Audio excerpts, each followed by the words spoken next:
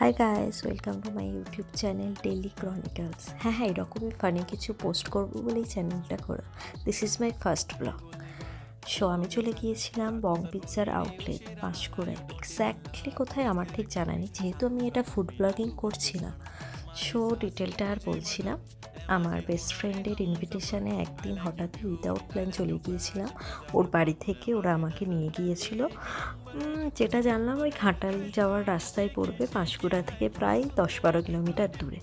তো রেস্টুরেন্টের একটা জিনিস আমার ভীষণ ভালো লাগলো, মডার্ন যে ইন্টেরিয়ারগুলো থাকে সেগুলো নেই বটে, বাট স্টিল ভীষণই অ্যাস্থেটিক ছিল।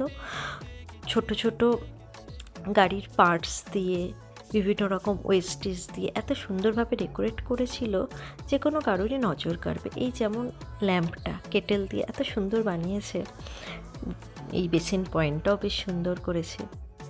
তা আমরা যখন গিয়েছিলাম ভিতরটা বেশ অল্প লোকজনই ছিল, তারপর অবশ্য ভিড় হয়ে গিয়েছিল, জমজমাট হয়ে গিয়েছিল। তো সমস্ত কিছু দেখার পর আমার পছন্দ হলো যে জায়গাটা, সেটা হলো এই যে দূরে দেখুন, এক্স্যাক্টলি ওই ছোট হাতিটা, ওরই মাথার উপরে আমি বসবো।